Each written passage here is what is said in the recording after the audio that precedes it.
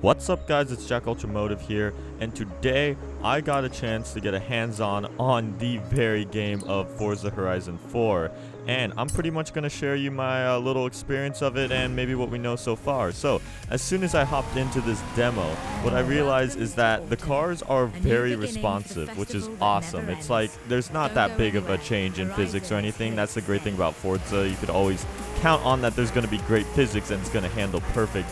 And this game just does. I tried drifting the Viper a little bit here in the other car selection, and it's not as easy. It was kind of hard. The car definitely kind of wanted to fight it a little bit, so it was hard to get it down. But yeah, definitely there's a minor change, I'd say, in the feel, but it's definitely a very pure feel and very heavily responsive, so that's good.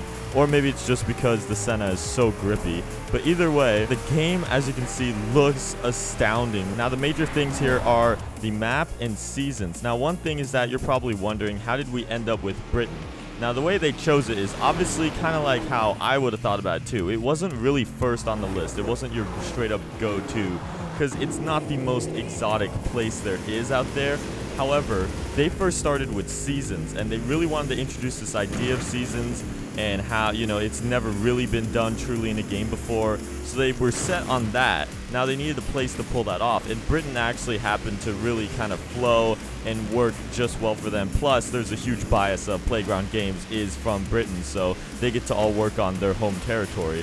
But with that, yeah, you'll have pretty much every week or so you'll have a new season, and that's just pretty much how the overall game works. Now, one thing that, yeah, I agree, like other people had said, I'm kind of scared that hopefully characters can have some selection in that, because if, like, I'm a person that we do, like, recreations and such all the time, and if we wanted to recreate a movie scene and it happened to be winter that day, that means we'd have to wait a whole week maybe to do that scene for it to be more accurate, and that might create some conflict and problems, because after all, even though I love that what the seasons do is give the game a more realistic feel, it's like in real life, yeah, if it's raining outside or if it's winter, you can't choose that. However, this is a video game, so I feel like we should at least have a choice if we need to. But the overall handling and everything in each of the seasons is great. Now, another thing I noticed when we go over to the mud section over here in the off-road bit that I don't think many people caught on is how much mud really stuck onto this Fiesta.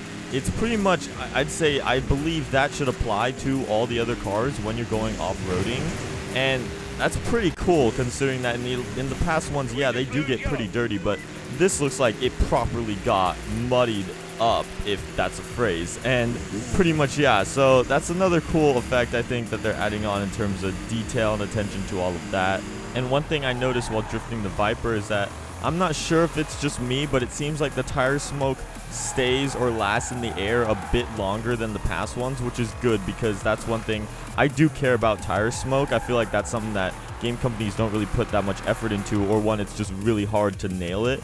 And I feel like, yeah, making it last longer in the air is definitely more realistic, because that's how smoke performs. I still think there could, like, be a bit more if you're truly burning your tires, but, you know, we'll see, we'll see. Now, a couple other fun facts is that we're going to have apparently 72 player lobbies, which is going to completely change the game. Now, that's going to have some major ups and downs. Hopefully you can have a private lobby if you wanted to, because otherwise us as YouTubers, if we're going to try to record some stuff, it might conflict with us having 72 other players around, maybe trying to, you know, see what's going on. But other than that, I feel like 72 players is going to be a blast. 12 is a lot, but at the same time, it's really not. 12 has been kind of a really small amount whenever I've tried to get fan lobbies or anything in the previous Horizon games. So opening up to a whole 72 is going to be insane.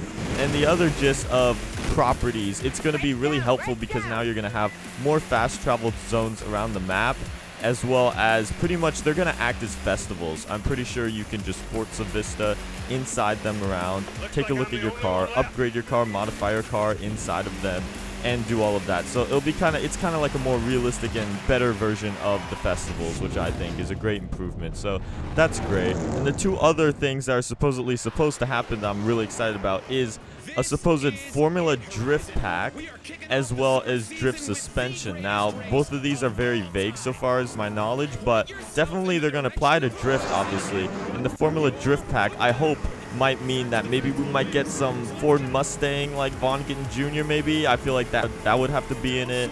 or maybe some of the other cool FD driver cars. Definitely a lot of questions around that still, as well as the drift suspension. I feel like what the drift suspension might allow is for some definitely crazy angle I feel like we could get, but I hope it allows us to gain more camber, more spacers, and even better yet, maybe adjustable coils that can really slam low or something. I hope drift suspension pretty much is an excuse for Forza to add in some really good stance suspension as well, because those two can definitely apply to each other if you think about it. Both have to do with camber and pretty much height.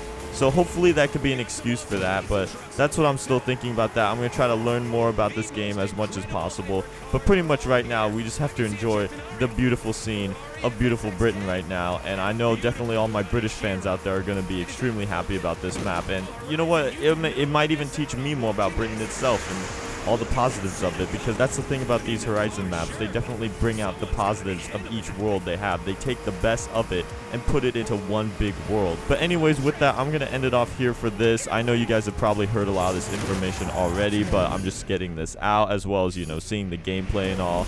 But with that, this will be JackUltraMotive signing off.